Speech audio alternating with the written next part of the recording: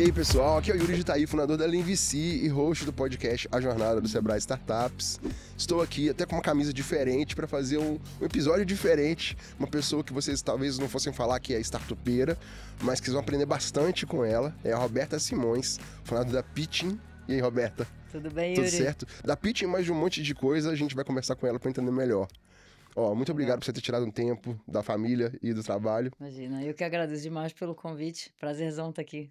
E acho muito legal a sua história, te acompanho tem um tempo já, e gosto muito do seu jeito de fazer as coisas, e eu acho que muita gente tem como aprender com você, não só seguir você, né, no Instagram e no LinkedIn, nas redes, para poder entender seu conteúdo e aprender mais com você, mas também esse jeito seu de ligar qualidade de vida, família, trabalho e achar um meio termo para tudo isso. Legal. Então, vamos puxar um pouco por aí. Esse é o grande desafio, né? É isso aí. Não é empreender. Então, eu fico pensando o seguinte, a gente falou um pouco, né, sobre o tempo que a gente não se conhecia antes, e mais ou menos 2012, 13, eu comecei a parar com o que eu fazia com a aceleradora, e você começou no Braskem Labs, se eu não me engano, em 2014, foi isso? Isso. Me conta se foi assim, foi direto pra isso? Foi Braskem Labs de cara, foi a sua primeira experiência? O que você fez antes? Braskem Labs foi a minha primeira experiência com inovação. Foi onde eu comecei, onde o bichinho da inovação me picou, e de lá eu nunca mais saí. Antes disso, eu mudei de carreira 4 vezes em 6 anos. Bom. Então, você vê que eu tava ali buscando, né? Eu tava sempre buscando coisas novas e, enfim, eu trabalhei com entretenimento, trabalhei em agência de publicidade, eu sou publicitária de formação. Tive blog de culinária, fiz várias coisas. Você tava pivotando, Eu tava em Roberta. busca, pivotando o tempo inteiro. Mas engraçado que hoje em dia tudo faz sentido, sabe? Não era uma busca perdida. Eu tava, é como se eu estivesse adquirindo skills. Que hoje, para mim, para rodar a pitching, a Brand Made e apoiar na Design Guy, esses skills eles são extremamente importantes, eles se completam de uma forma muito única. Isso é muito legal. Então, eu entrei na Braskem para trabalhar no marketing, nada a ver. E eu tinha feito uma pós-graduação na SPM e eu conhecia a ACE, que era na época a Aceleratec. Eles nasceram lá na SPM, né? E eu assisti uma palestra do Pedro Weingärtner e do Mike e fiquei encantada. Imagina, em 2012 ninguém sabia o que era startup e aceleração. Eu fiquei encantada com aquele assunto. Até pensei, eu falei, será que eu vou procurar emprego ou vou abrir uma startup? Mas eu já estava tantos anos nessa insegurança, né, de mudar de carreira. Eu falei, caramba, eu preciso de uma estabilidade. Eu estava perto de fazer 30 anos já. E eu falei, eu quero, sabe, receber um salário CLT para ter essa experiência na minha vida, que eu acho que deve ter algum benefício isso, né? E daí eu entrei na Braskem para apoiar num projeto de marcas. E quando eu entrei lá, eu falei, caramba, olha o nível dessas pessoas aqui. As pessoas eram muito legais, elas eram muito experientes. Eu falei, e do outro lado tem um monte de empreendedor. Já estava lendo pra caramba sobre o assunto. The Hard Things, Thing About Hard Things, Lean Startup, Business Model Canvas. Já estava vendo um monte de coisa, já tinha um bom tempo, né? E daí eu falei, por que a gente não tenta levar conectar, na verdade, né? Todas essas expertise, coisas boas, a estrutura que uma grande empresa tem para o empreendedorismo, que naquela época... Hoje em dia você tem muita ajuda, né? Naquela época não tinha ajuda nenhuma. Existiam, que eu me lembro, eram 2 aceleradoras corporativas. Você tinha a do Abril Plug and Play, que era do Grupo Abril, e do Bradesco. Eram as 2, elas tinham sido lançadas um ano antes. Daí a gente foi conversar com essa galera toda para pegar benchmark, eles foram super generosos, isso já foi uma coisa que me chamou muita atenção no mundo da inovação, como por conta da pouca ajuda que existia e do fato das pessoas estarem sempre descobrindo algo novo, todo mundo com quem a gente conversava era extremamente generoso. Eu achava isso demais. Combina muito com o meu estilo de vida, não à toa eu construo a pitching em público, né? E daí eu falei, bom, vou montar um projetinho aqui e vou apresentar. E foi super bem recebido na Braskem, por incrível que pareça, numa petroquímica, 2014, imagina, né? Tudo muito quadrado. E eles adoraram, falaram, vamos fazer. E a gente conseguiu tirar o projeto do papel em 2015 e ela veio evoluindo durante anos. E aí, agora virou um CVC incrível, que é o Oxygen Labs, e tá com um timaço agora. Eu acho que era o meu sonho lá em 2014, era Oxygen, e enfim, saiu da minha mão, foi muito bem cuidado e deu super certo. Não, a Braskem Labs era super famosa naquela época, o crescimento foi bastante rápido, inclusive, e era uma das referências rapidinho, 1, 2 anos depois, todo mundo já conhecia, e é como você falou, muito no começo, né? Quando eu tocava aceleradora, eu parei em 2012, mais ou menos, quando o Startup Brasil, que é o programa de apoio a aceleradores, entrou. E eu vi a estrutura do programa, eu falei, isso não vai dar muito certo, acho que não sei se vai muito minha praia. E eu meio que aposentei a aceleradora em 2012. E aí eu escrevi um artigo que eu postei no LinkedIn mais tarde um pouco, que era: aceleração não é um negócio, é um processo. Uhum. E eu tava sacando isso porque eu tava conversando com várias corporações na época. Eu falei, cara, se esses caras fizerem o que eu tô fazendo aqui, eles amplificam muito os canais das empresas que eles vão trabalhar, eles vão ter muito mais fit com o que estão fazendo. E eu acabei em 2013, 14, 15 mais pra frente, em várias corporações diferentes, tratando sobre esse tipo de tema, os caras muito curiosos. Eu monto CVC, eu faço uma aceleradora corporativa, o que que eu faço, como é que é? E aí o que eles começaram foi aquela onda do sala de piscina de bolinha, tobogã É, Então foi essa época aí, é. 13, 14, que começou a onda da inovação corporativa, da sala de descompressão, Aham. né? Mas meio que foi a onda que você pegou, mas eu acho que a Braskem fez um trabalho muito mais sério que isso naquela época, era bem fora da média, talvez por isso tenha sido tão reconhecido assim no mercado. É. Que eu acho que desde o início a gente entendeu que inovar não era colar post-it na parede, né? Então, a Braskem tem na sua cultura uma questão muito forte de apoiar o próximo, né? O espírito de servir muito grande. Então, quando a gente montou o programa, o meu cliente era o empreendedor e não a empresa. Eu não precisei falar isso para os executivos, mas assim, que eu que tocava o programa, né, com outras pessoas super queridas, era como a gente pensava. Como eu posso fazer que a experiência do empreendedor seja a melhor possível? A empresa já está sendo vista aqui. Primeiro que está sendo feito por nós, segundo que a gente tem uma tese, e a tese também está sendo vista. Agora eu preciso que a experiência do empreendedor seja incrível. Então eu vou conectar as melhores pessoas, eu vou fazer um baita de um diagnóstico para ele e vou tentar fazer com que ele saia daqui melhor e maior do que o que ele entrou. E como é que foi a decisão de sair para você fazer outras coisas? É, Você chegou a pensar, cara, minha jornada aqui acabou ou apareceu uma oportunidade? eu, na verdade, tem a ver com o que a gente estava. Você falou no início, né? É, família. Desculpa, tô com um pigarro chato. Preocupa não. Eu fiquei grávida da minha primeira filha e quando ela nasceu, você sabe como é a vida corporativa, aquela insanidade. A gente trabalha pra caramba, né? Dá muito prazer, é muito legal, você levanta muita coisa, tem dinheiro, mas assim, é muito trabalho. Uhum. E eu parei assim pra refletir, que tipo de mãe eu quero ser? Você é a mãe que deixa a filha na creche 8 da manhã, e ou com a babá, ou com a avó, e busca no final do dia? Ou eu vou dar um tempo e vou participar desse início de vida dela que é tão importante, e depois eu vejo o que, que eu faço? E foi muito fácil tomar essa decisão. E eu decidi por sair pra ficar com ela.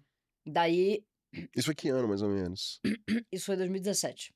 3 anos depois, Isso, então. na verdade, foi 2017, ela nasceu, 2018 eu voltaria, né? Eu fiquei um tempo de Entendi. licença. Então, 2018, tomei essa decisão, falei com o meu líder, que é um super amigo até hoje, e aí comecei a ligar para algumas pessoas, né? Que eram fornecedores muito queridos, e avisar, falei, ó, era para eu voltar agora, mas eu decidi tomar essa decisão na minha vida e tal. É temporário, eu pretendo voltar daqui a um tempo, putz, foi ótimo trabalhar com você, etc. E daí o Max da InnoScience foi uma das pessoas para quem eu liguei. Ele falou: Você fica em casa? Não, não, não. Vem trabalhar comigo. Vamos fazer algum trabalho aqui por projeto que encaixe no seu horário, vamos aos pouquinhos. E daí eu falei: Bom, legal. Então aí eu comecei a fazer projetos pontuais lá em InnoScience. E daí algumas empresas me ligaram, eu comecei a levar clientes, a coisa começou a crescer. Os clientes que contratavam ficavam muito felizes, queriam um passo, indicava para outras áreas, queriam recontratar. E foi um negócio muito orgânico, assim. Daí nasceu o meu segundo filho. E daí eu falei, bom, esse ritmo com uma criança estava dando, com duas assim, com duas não vai dar. E daí eu chamei o Max e falei, Max, é o seguinte, você sabe o zelo que eu tenho pela minha família, eu não quero parar de trabalhar de jeito nenhum. Eu amo trabalhar com você. Mas eu não vou aguentar esse ritmo. Eu preciso dar atenção para meus filhos. É, E eu fiquei pensando, né? Eu até pensei com ele isso, depois eu fiz uma reflexão com ele. De todas as coisas que eu faço, o que que eu posso fazer e sair? Por isso o pitch. O que eu posso fazer e sair? Hackathon não dá. Aceleração não dá. Processo de cultura de inovação, estratégia de inovação, todas as coisas que eu fazia. Você precisa estar muito presente com o cliente, fazer reunião surpresa. Conseguir o buy-in de gente que não tá dentro do projeto, Pois é é, complicado. Tem dedicação. tem dedicação. Eu falei, o que eu posso fazer que é entrar e sair? Eu falei, pitch, treinamento de pitch é um negócio que eu consigo. Eu falei, Max, eu vou precisar de um tempo, eu tô aqui, você precisar de mim, inclusive ele trabalhos pontuais, de fazer screening de startup, etc, participei de alguns, mentoria. Mas eu não consigo pegar um projeto de 6 meses, de um ano. Eu não consigo mais fazer isso. Você vai ser meu principal cliente. Quando você tiver treinamento de fit, me chama. E é isso, a Science é até hoje minha principal cliente. Isso foi em 2021, se eu não me engano, Já foi depois 2022. pós-pandemia, então. É, já foi pós-pandemia. Então a gente tem uma super relação até hoje. E daí, quando ele vai nas grandes empresas e precisa de treinamento de pitch, ele me leva junto. E tem sido muito legal. Então o embrião da pitching foi esse meiozinho aí, final de pandemia, segundo filho. É. Bom, você conhecia essa história do building public, esse papo todo naquela época já? Você já tinha estudado isso? Porque por que eu tô te perguntando isso? Você especificamente tem um perfil muito interessante. Você foi cantora, se eu não me engano, né? Fui. Você era música, assim, musicista, né? Então, você já tem essa facilidade de falar com as pessoas, de se comportar com o público, de endereçar as pessoas e, de alguma forma, gerar uma conexão com elas. Isso é uma skill muito forte que você deve ter desde muito cedo. Sim. Então, meio que talvez te levou para esse negócio. É muito mais fácil para fazer um building public se você for uma pessoa extrovertida e botar a cara na câmera e pronto, eu falar. Isso. Né? Então, isso é um skill que eu acho que você tem forte, que você deve ter da vida inteira e que te ajuda muito na hora de se colocar. E saber como se apresentar, que é meio que a base do que você faz no pitching. E quando eu conheci você, eu pensei, poxa, ela tá fazendo isso aqui legal, mas será que ela tá fazendo para startup? E estava falando sobre a definição de CP. E falou, eu não quero pegar startup, eu vou trabalhar com cara. E isso aí tá bem explicado agora, essa coisa de pontualmente chegar e resolver um problema e sair. Então me conta como é que foi essa coisa do Building Public, se você começou com Building Public, ou se essa, entre aspas, tendência te pegou depois. O Building Public, eu tenho um mentor, que é o João Gonzalez. Ele tá na Doctoralha hoje, o João. E ele é empreendedor, intraempreendedor, um baita cara, assim, muito bom de produto. E sempre que eu precisava me aconselhar alguma coisa, eu falava com o João. E ele ficava pra mim, microsas. Eu falava, caraca, eu vou descobrir que esse negócio de microsas. Aí eu descobri a comunidade do Bruno Okamoto, que tinha acabado de começar. Eu comecei a seguir, me encantei por aquele negócio, assim. Eu já entrei em muita comunidade de empreendedor. E tem muita gente gogó, espuma, ou que tá ali na batalha tentando, mas essa comunidade do microsas eu achei um negócio muito diferente. Eram pessoas muito calmas. Olha que coisa diferente. Muito calmas, sérias, e que tinham uma visão da construção aos poucos. Não era aquele negócio, quero crescer de qualquer jeito. Então, tinha muita ciência na forma deles crescerem. E pessoas com uma certa experiência de vida até, não só no empreendedorismo, mas também de vida. E todo mundo meio que construindo junto, se ajudando. Eu falei, essa comunidade é muito diferente de tudo que eu já vi. Daí eu comecei a me aproximar. E lá eu conheci o Thiago Costa, do Construindo um Startup, que foi o primeiro Building Public, que daí foi quando eu conheci o Building Public. E aí eu comecei a seguir o Thiago. E o Building Public do Thiago é um negócio, assim, é muito legal. Ele abre bem, você conhece, segue ele? Claro, construindo um startup. O Thiago é pra estar do seu lado aqui hoje. Pois é. Fiz o convite pra ele, ele não podia viajar. Que E pena. aí ia ser muito legal ter vocês dois falando juntos. E eu sigo ele desde o comecinho e sou fã. Inclusive, tirei uma foto com ele no evento outro dia. Eu falei, Thiago, vem cá, cara, vamos tirar uma foto comigo. É, uma estrela Te ele. conheço. Eu falei, não, cara, você é meu ídolo, bicho. Vem aqui, ele, como assim?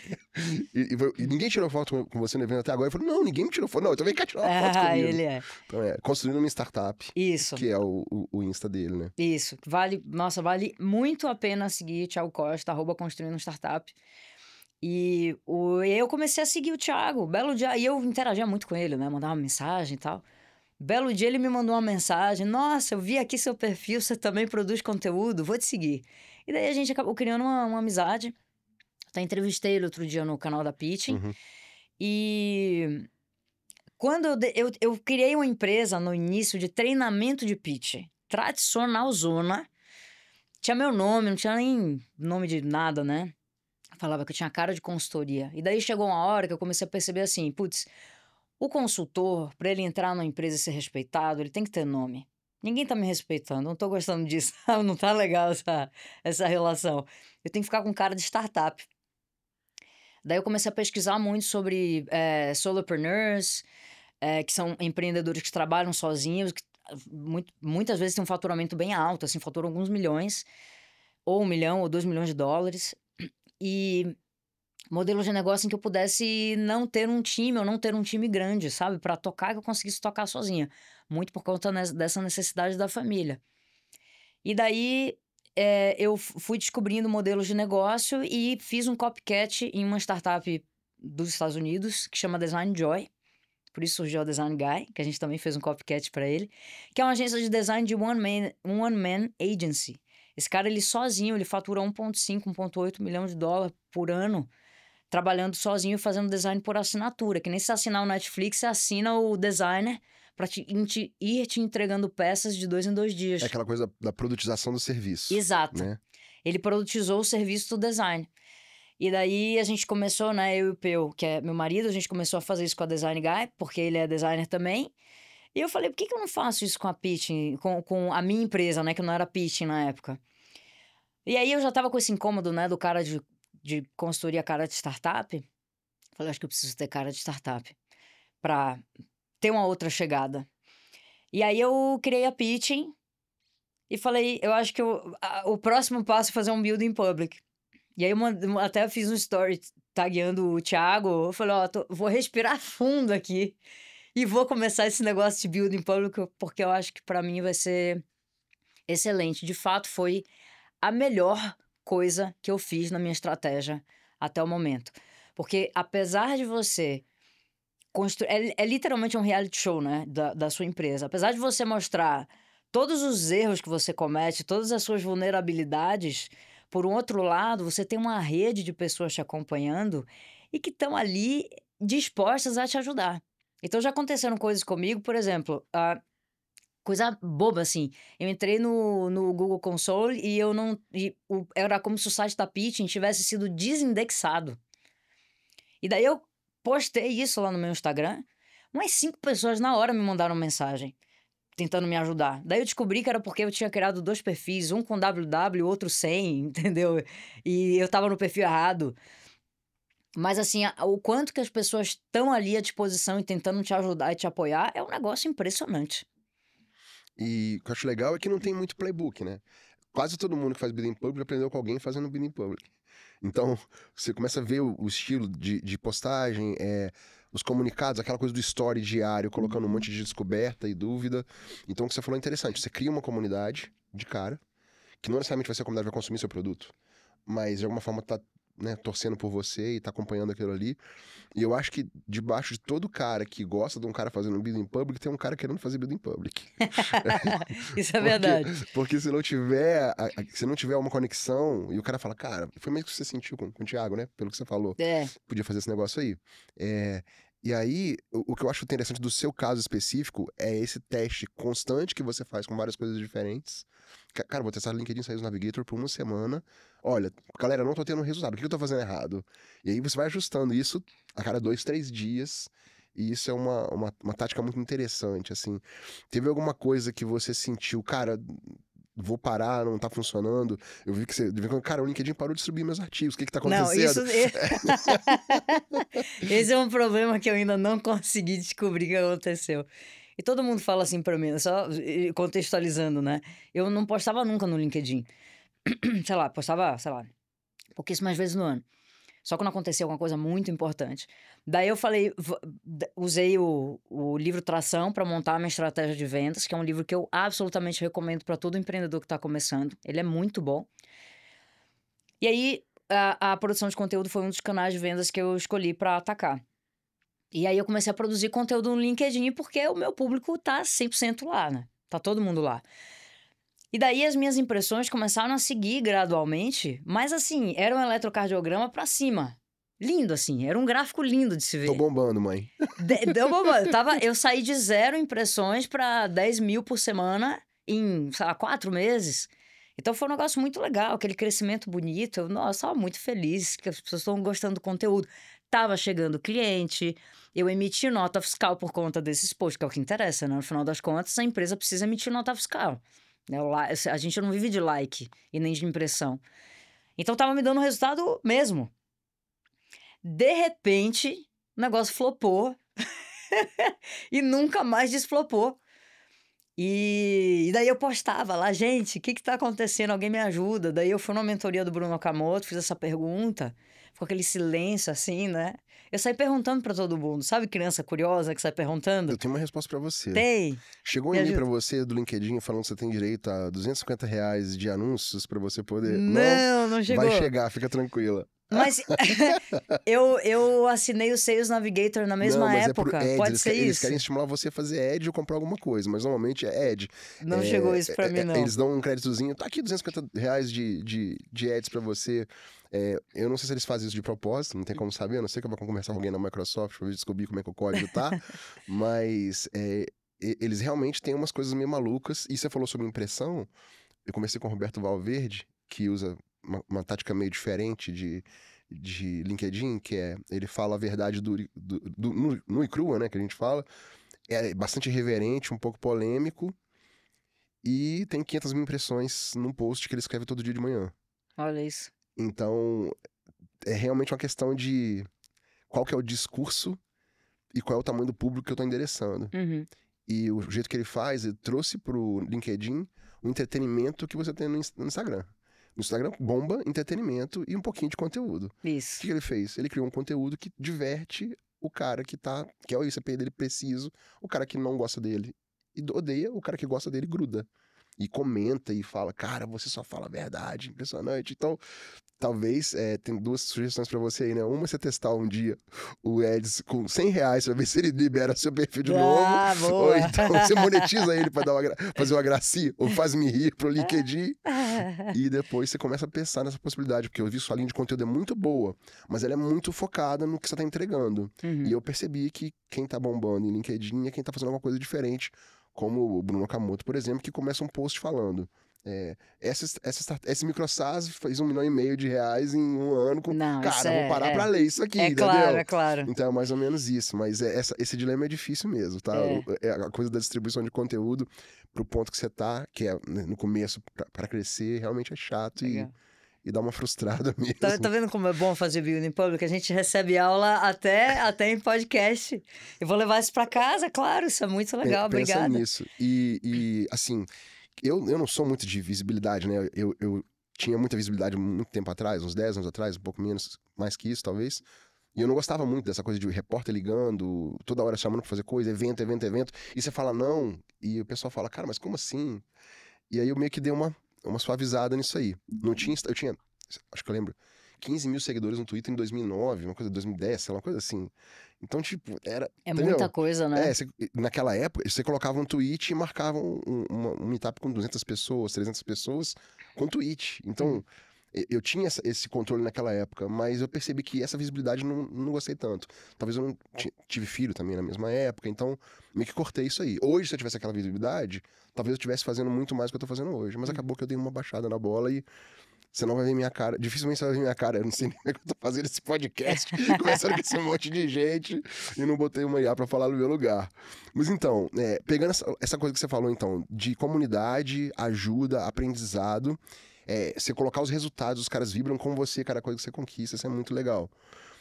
Como é que você tá hoje? Porque eu sei que você fez uma conformação de frentes de loja diferentes, você criou a Pitching, tem a Design Guy, tem a Brand Made, que é uma coisa mais consultoria, e você criou um grupo para colocar essas empresas todas debaixo de uma coisa só. Quem tá fora vê um negócio super polido, super legal, e a gente sabe que nós estamos colocando, né, ICPs diferentes, frentes de loja diferentes, com o mesmo produto, mesma pessoa por trás. Como é que foi essa conformação de empresas que você criou agora, recentemente? A gente tem um grupo, o grupo se chama The Rabbit. Pode perguntar, a gente tá com um especialista em RP e ele falou, por que The Rabbit? Eu falei, bom, o Pedro Coelho, né, que é o meu marido, o Peu Coelho, o motivo é muito simples, é só o sobrenome da gente. O logo foi o Peu que fez? Traduzido, o Peu faz todo o de logo identidade. É incrível, aquele logo da Rabbit lá. É muito legal, né, com o Bzinho que é o dentinho. Muito bom aquele logo. É gênio. Ele me mostrou um monte de logo, quando eu vi aquilo, eu falei, não, amei parou, esse daqui, é isso. aqui. Daí, então, a gente tem esse grupo que se chama The Rabbit. Do que ele é composto? A gente tem a Brand Made primeiro. Eu gosto de falar dela primeiro porque primeiro vem a estratégia, né? Depois você executa. Então, a Brand Made ela é uma empresa de estratégia de marcas e modelos de negócio.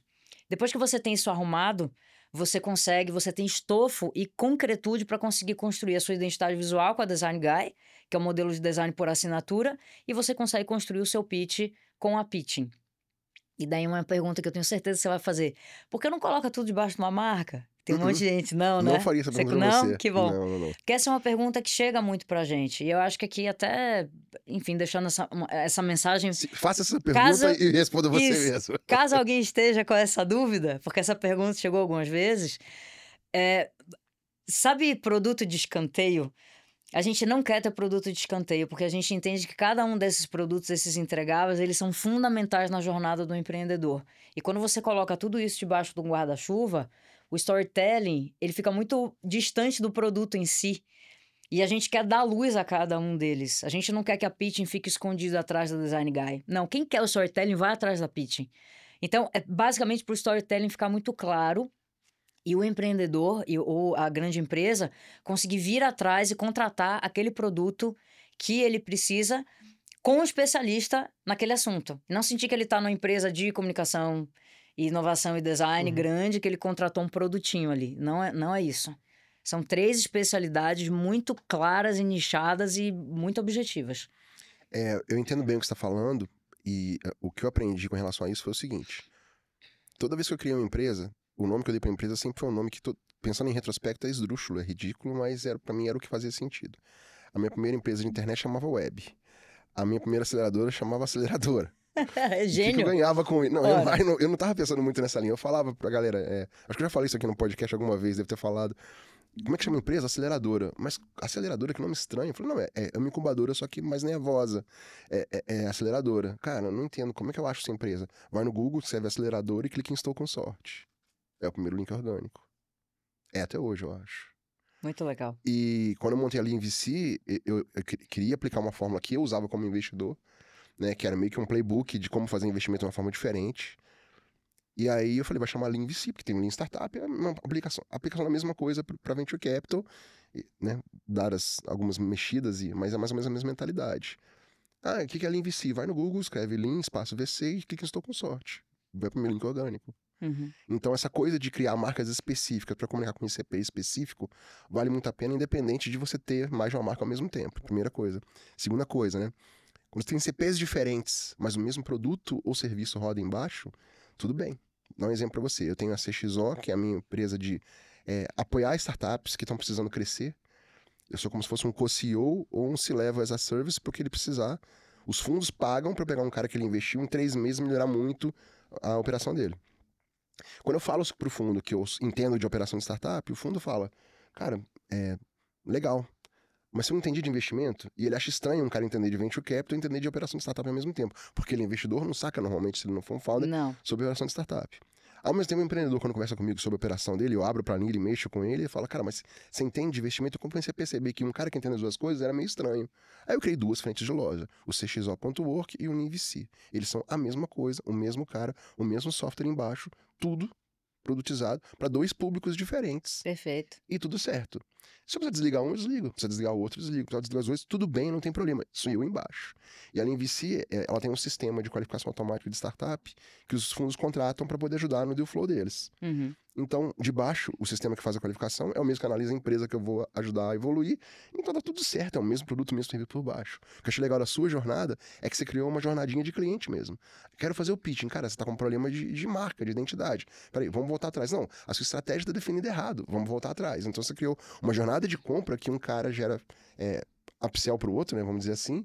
E você tem determinados clientes que você poderia atender hoje com a pitching, que você fala, não, esse cara não tá pronto, mas você pode vender pela Brand Made. Então essa jornadinha que você criou é muito legal e vale a pena sim manter as marcas separadas de forma bem independente. Perfeito. E é exatamente isso que acontece. A gente tem clientes que estão na pitching e na Design Guy, e a gente tem clientes que, na verdade, a Brand Made, ela nasceu emitindo nota fiscal, né?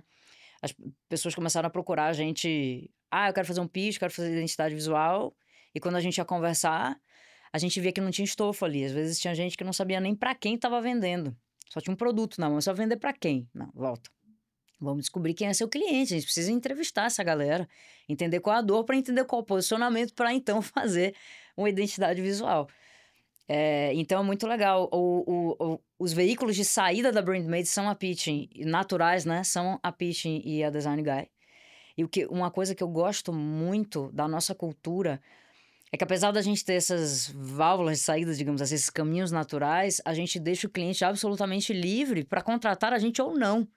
Então, se você está trabalhando com a Pitch, mas você tem a sua agência de design, ótimo, eu vou trabalhar com ele muito feliz. Se você tem o seu redator, ou você mesmo faz seus textos, você quer só design guy, maravilha. E na BrandMade também, o que a gente faz quando a gente entrega é dar para o cliente um material muito bom e profundo e curto, já trazendo muito a cultura da pitching, e objetivo para que você entregue para o seu fornecedor, para quem a gente vai passar a bola, que não necessariamente precisa ser a gente, para que ele pegue aquilo dali e construa o seu branding da melhor forma possível. Então, deixar o cliente livre, sabe? Sem amarras. Sem contrato de 12 anos. É isso que eu ia te falar. Eu ia te perguntar sobre isso. O lance da produtização do serviço, beleza, a gente já entendeu, está 100% explicado, quem te segue também conhece. Você está passando agora por uma crise existencial, vamos dizer assim. Eu vi a história outro dia, de cara, a modelo de assinatura vai ficar ou vai parar? Explica um pouco como é que foi que você pensou no modelo de assinatura, como é que ele funcionou ou não funcionou e por que você está questionando essa mudança agora? Legal, vamos lá. O modelo de assinatura para Design Guy funciona absolutamente 100%, já está validado, está funcionando muito bem, muito bem. Na Pitching, quando eu comecei, quando eu pluguei esse modelo por assinatura na Pitching, muitas pessoas me perguntavam, você vai vender isso para quem, né? Quem tem esse volume de apresentação? Eu falava, time de vendas, time de marketing, eu já fui do marketing, eu sei que todo segundo nasce uma apresentação de um projeto novo que a gente precisa fazer. Eu vou vender para essa galera uma assinatura baratinha, não vai doer no bolso deles, grandes empresas, o time inteiro vai poder usar e eu vou ter ali a minha recorrência. Eu ainda não consegui chegar nesse público, eu ainda não consegui validar essa minha tese. Mas eu vou seguir nela. O que está aparecendo para mim? Pessoas que olham e falam assim, putz, até na grande empresa, mas precisa ser assinatura? Eu não posso usar você por um mês? E daí eu falei, olha, quer saber? Eu vou fazer exatamente a assinatura por um mês. É o mesmo preço, a mesma entrega, o mesmo tudo, só que o cara não vai ter o trabalho de entrar no Stripe para cancelar a assinatura dele. Ele paga e esquece que ele pagou e só vai ficar me usando durante 30 dias. E tá dando certo. Eu pensei isso num dia, no dia seguinte apareceu um lead, eu vendi, entendeu? Então, esse é um modelo que eu preciso até colocar isso no site. Vamos lá, Building Public aqui. Eu preciso colocar isso disponível no site para começar a dizer, ó, one shot aqui. Se você quiser comprar só um mês, fica à vontade. Se você quiser a assinatura, vai na assinatura. Então, o modelo assinatura Design Guy funciona, ótimo. O da Pitching, eu ainda preciso validar. Eu ainda não consegui validar esse modelo. E o meu carro-chefe ainda é o sob demanda. A questão da assinatura na Pitching é que na Design Guy, você continua tendo a relação designer-cliente em que você pede e ele te entrega.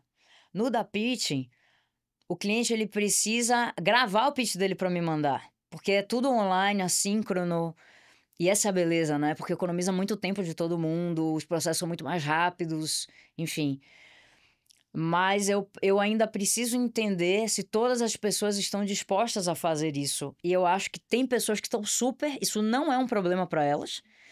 Mas ainda assim, por exemplo, eu vou treinar um executivo. O cara não vai parar para gravar o pitch dele para me mandar. Ele quer que eu vá na empresa dele, sente na mesa com ele e que ele me faça o pitch e eu dê os feedbacks.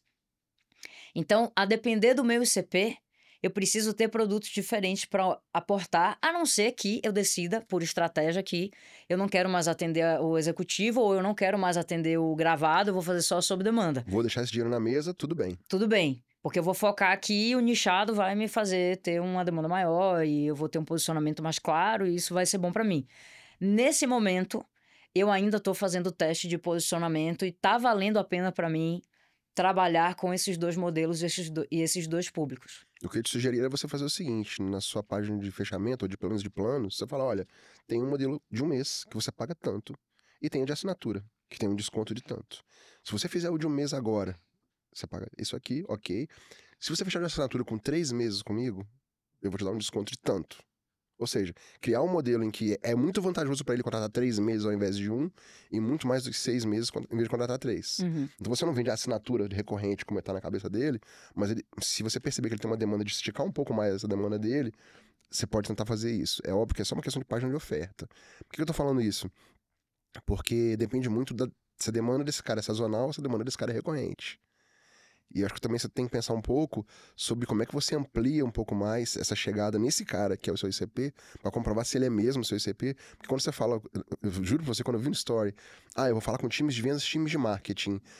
O cara de venda, o cara de marketing, acha que ele sabe pra caramba de pitch, ele sabe que ele acha que ele tá matando a pau. Será? Acho que não, Então, eu hein? acho que tem que. Então, expõe esse cara pra esse problema. E eu não vi muito do que você estava fazendo, nem na página, nos vídeos, cutucando esse cara. Então, assim, talvez o que eu sugeria é você aprofundar um pouco mais nessa dor. Como é que, de forma emocional, eu gero um gatilho nesse cara pra falar, cara, eu vou contratar essa menina. E por que eu tô falando isso?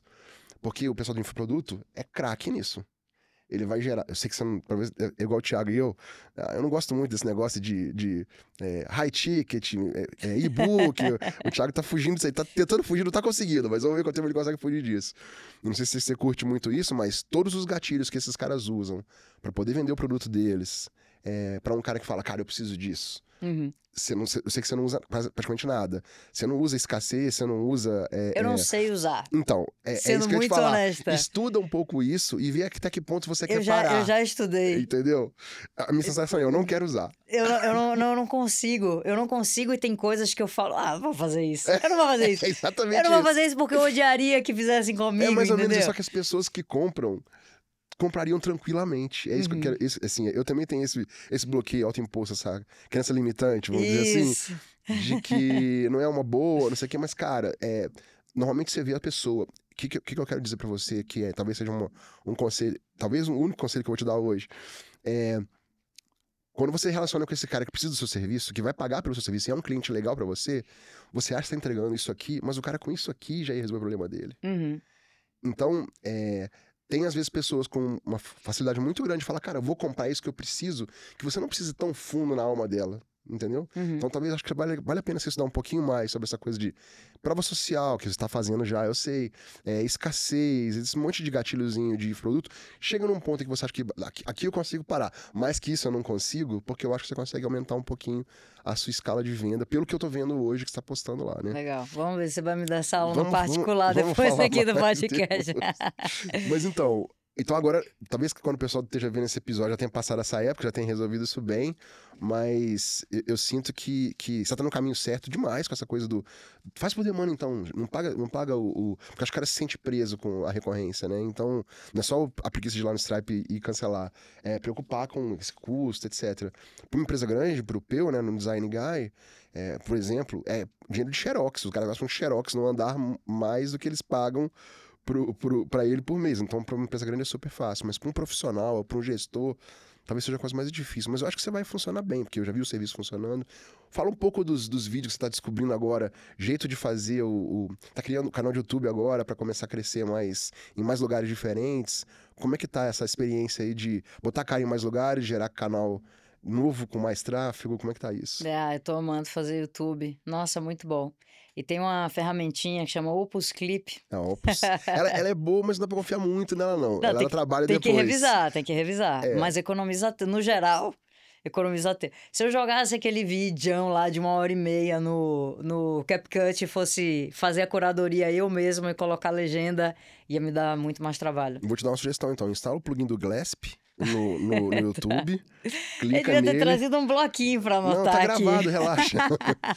Instala o plugin do Glasp no Chrome, né? E você clica no YouTube, ele vai pegar o transcript do vídeo, gerar no GPT automaticamente, e você pode brincar com aquele transcript. Legal. Se você falar, cara, guarda na sua memória, o GPT guarda na memória, você põe interconversa e começa a trabalhar os transcripts. Me gera 3 cortes legais, com uma coisa que esse cara falou que só tá em um podcast, não tá em todos. Uhum. Então você consegue fazer esse corte de temporização do transcript muito fácil usando um plugin desse. Aí você, em vez de depender do Opus, fala, cara, eu quero os 3 momentos mais legais desse vídeo que falam uma coisa que só esse cara tá falando. Uhum. Aí ele vai achar do 502 pro 507 e até ele vai te dar os tempos certinhos no GPT. Bacana. E você foge do Opus, que dá muito trabalho revisar, eu acho. Você acha? Acho que dá trabalho revisar.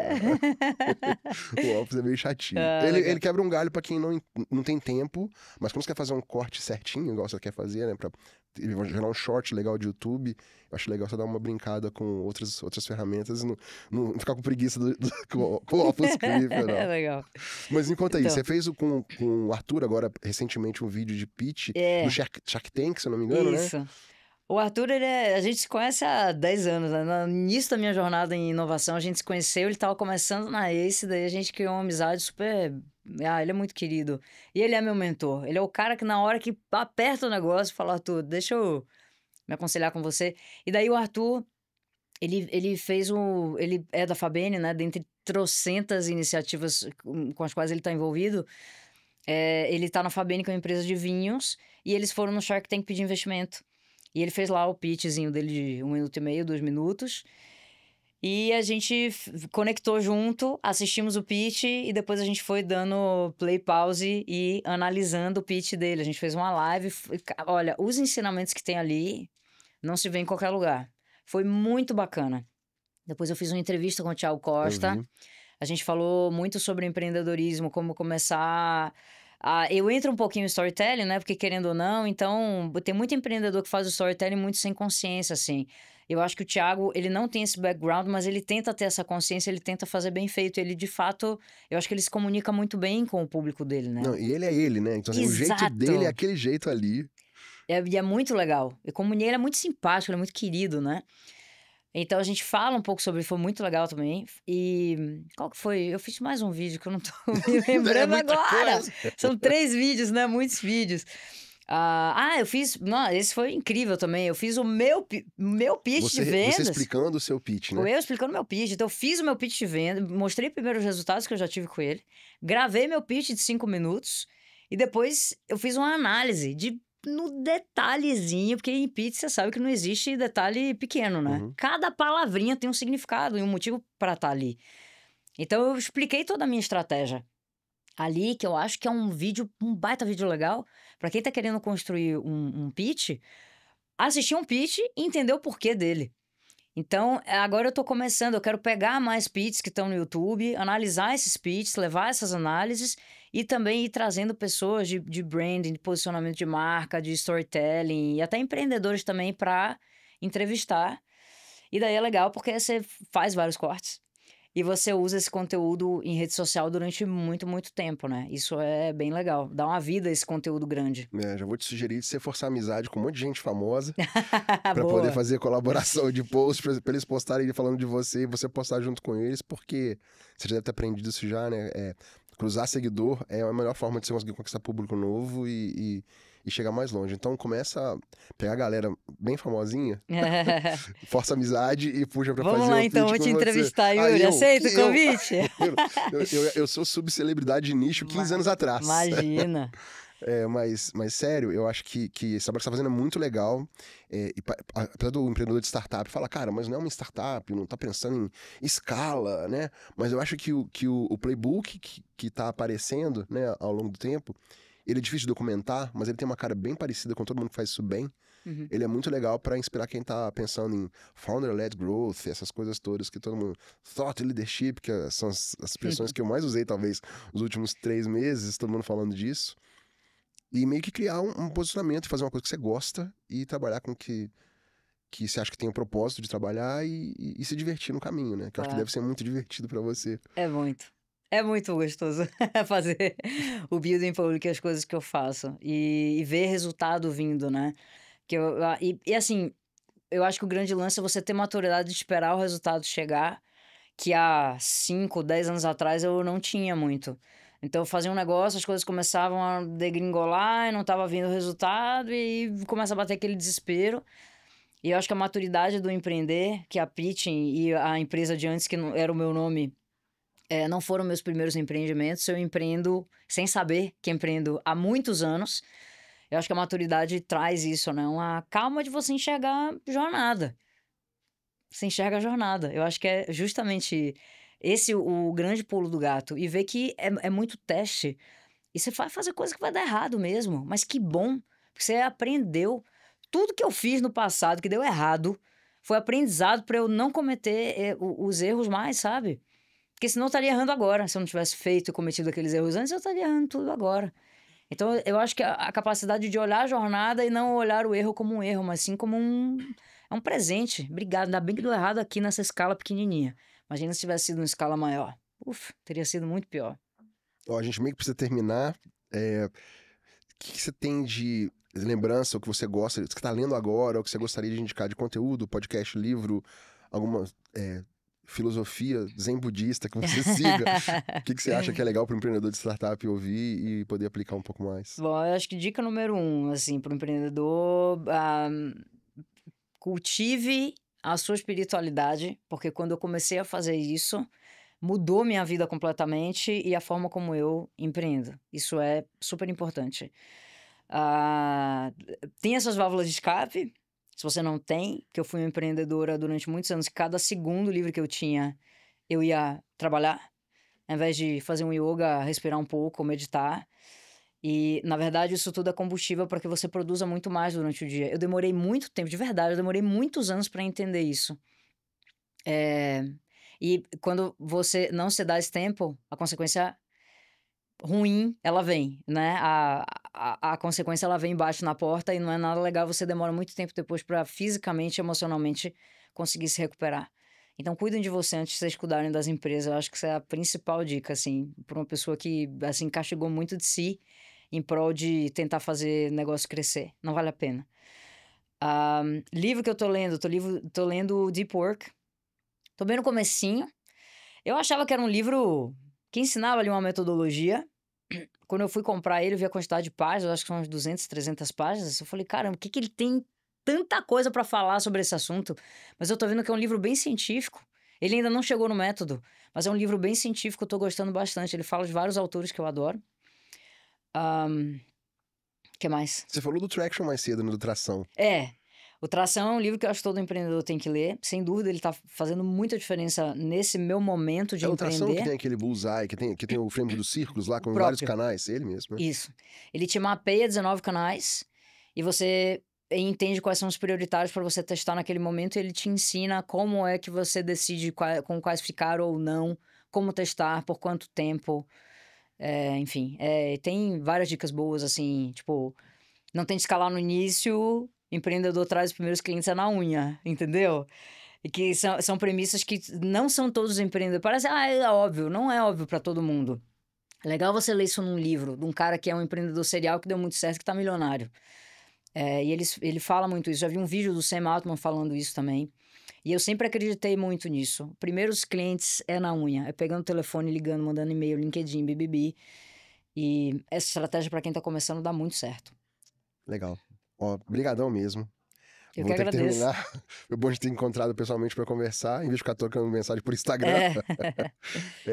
Então, espero que você tenha muito sucesso no que você está fazendo. Eu estou lá torcendo, sou um dos torcedores, para dar certo. Quando você precisar de alguma coisa, você sabe que você pode falar um oi e pedir.